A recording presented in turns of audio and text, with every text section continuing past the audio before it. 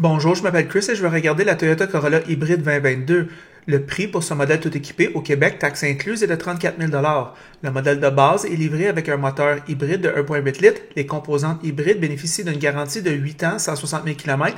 La batterie, elle, bénéficie d'une garantie de 10 ans, 240 000 km.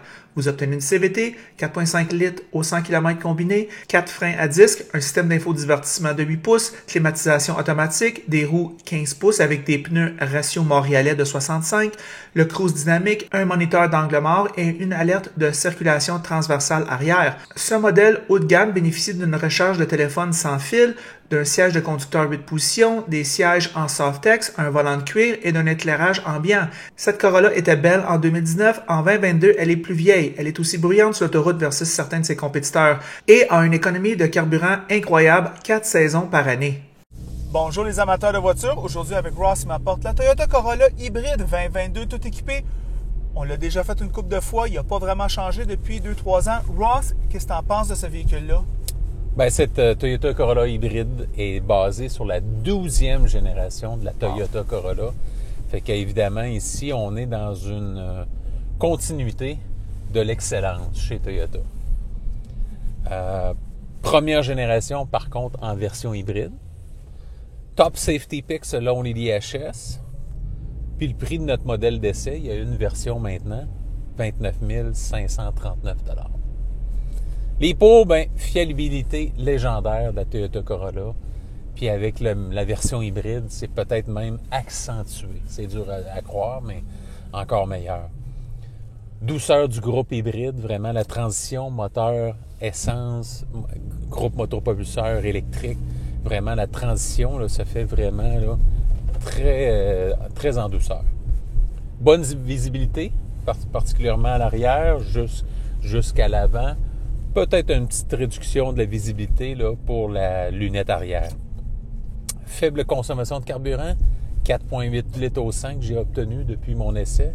Fait que c'est quand même très bien. En plein hiver. En plein hiver, on a eu quand même là, des gros froids. Des froids en deçà de la moyenne pour le temps de l'année. On est au début mars et on est encore dans l'hiver dans la région de Montréal. Fait que c'est vraiment là, une consommation de carburant là, très appréciable. Là. Voiture, moi, je sais que tu es un peu en désaccord. Les sièges pour toi ne font pas d'atomes crochus, si je peux dire, avec ce que tu recherches comme confort. Moi, personnellement, je suis quand même assez bien de ce point de vue-là. Prix abordable. Il n'y a pas de rabais gouvernementaux, tant au provincial qu'au fédéral. Par contre, le prix est raisonnable pour la technologie offerte. Les comptes, bien, moteur manque un peu de puissance. On est vraiment ici axé sur l'économie de carburant. Ce n'est pas une bombe, OK? C'est une voiture quand même qui se déplace du point A au point B de façon très fiable. C'est Toyota, ça. Exactement. Frein un petit peu mordant à l'occasion avec le système hybride, fait qu'on veut régénérer la batterie. Pas tout le temps, mais à l'occasion, j'ai remarqué que, disons, le système de freinage peut être un petit peu mordant. L'espace pour la tête et les jambes à l'arrière, c'est moi qui est assis à l'avant, bien évidemment, c'est quand même restreint à l'arrière. Puis l'espace, à cause de la courbure du toit, l'espace pour la tête peut être réduit. Le coffre, bien, un peu plus petit que la concurrence. La concurrence, bien évidemment, c'est un créneau qui est en déclin en Amérique du Nord. Par contre, c'est quand même un créneau très pertinent. On peut penser à la Honda Civic, qui est un joueur très important. Hyundai Elantra, Kia Forte, Mazda 3, qui est probablement la meilleure de la catégorie pour ce qui est de la finition intérieure.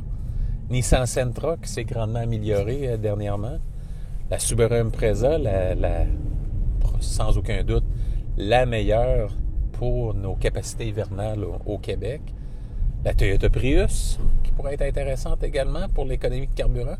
Et pour finir, si vous aimez les Allemands, la Volkswagen Jetta. Chris, quelles sont tes premières impressions sur la Toyota Corolla hybride 2022? Bien, premièrement, ce ne sont pas mes premières. On l'a essayé une couple de fois, cette voiture-là, depuis qu'elle est sortie.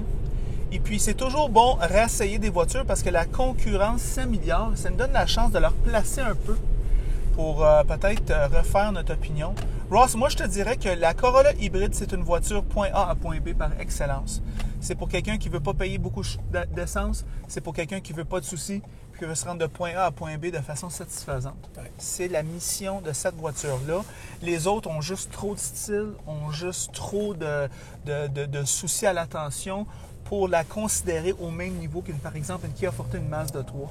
C'est juste, on peut pas. Puis même, je te dirais, peut-être même la Honda Civic. Par contre, qu'est-ce que cette voiture a que les autres n'ont pas? Mais moi, je te dirais, Ross, un historique de rendement, de fiabilité que personne n'est capable d'accoter. Un système hybride qui est fiable et au-delà de la moyenne et qui livre la marchandise soit en hiver, soit en été, soit à l'automne, soit au printemps. C'est une voiture qui consomme en fait 50% de ce que le véhicule moyen consomme. Alors, pour ceux qui veulent sauver à la pompe, c'est intéressant. Et à ceux qui se soucient pour l'environnement aussi, c'est intéressant. 50% de moins de gaz à effet de serre pour ceux qui sont là-dedans, c'est non négligeable. Tout à fait. Et d'ailleurs, c'est peut-être quelque chose qu'on focus peut-être pas assez quand on pense dans nos choix automotifs. Lorsqu'on est en ville, on garde la même économie d'essence. Exact. OK, peut-être si on a une voiture compacte, on va pogner du 7, 8, 9, 10, 11 des fois en ville avec le trafic.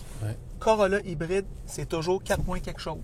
Alors, à ce niveau-là, le système de motopropulsion livre la marchandise, Ross, et c'est là-dessus que je veux parler. Ross, j'entends beaucoup de chroniqueurs automobiles professionnels, surtout ici dans cette province, qu'on parle comme quoi que les voitures électriques, c'est un choix évident. Ça perd pas trop de portée durant l'hiver. Moi, je peux te dire, je connais quelqu'un qui a une Tesla. Je parlais avec avant hier. Il y a la version à propulsion avec 430-440 km de portée. Modèle 3? Modèle 3, Ross. Okay. Et puis, lui, il me disait, dans les gros froids, c'était 50% la portée. Okay? C'est énorme. C'est énorme. Il faisait des trajets, quand même, il allait voir des amis, puis il s'inquiétait. Alors, c'est pas une expérience toujours bon pour nos hivers. On nous dit souvent que, ben non, la portée, c'est pas si pire que ça. L'hiver, il s'améliore tout le temps. Ben, dans les faits, c'est pas vrai. Alors, je doute le journalisme de ce genre d'opinion-là. Moi, je te dirais peut-être des fois, c'est du narratif. Des fois, on veut que les gens adoptent une technologie et on fait moins une information, une qualité d'information pour les gens. Moi, je te dirais, ben, parlez aux gens qui en ont, puis demandez-leur quand il fait moins 30, des gens honnêtes. Puis je pense que vous allez voir que peut-être la Corolla hybride aurait été un choix beaucoup plus judicieux. Oh yeah. Et puis beaucoup plus léger sur le portefeuille à l'achat. Oui, puis pas de compromis au niveau du chauffage lorsqu'il fait froid. Oui, exactement. Bon point, ça. Il chauffe. Il chauffe. Puis il n'y en a pas. L'augmentation de la consommation de carburant ne s'en fait pas sentir. On le ressent pas. Exactement. Et puis, tandis que dans un véhicule entièrement électrique, l'autonomie sur l'anxiété se fait sentir. Exactement. Alors, surtout si vous avez juste une voiture à acheter, ben moi, je te dirais que quelque chose comme la Corolla hybride est, moi, je trouve très recommandable. Si vous êtes quelqu'un qui est de point A à point B, OK, puis ça rentre dans la philosophie de beaucoup plus de gens qu'on pense. Exact. Alors, Ross, c'est ça mes pensées sur la très, très bonne Corolla hybride. Moi, elle m'impressionne. C'est sûr que probablement, je m'aurais acheté une Toyota.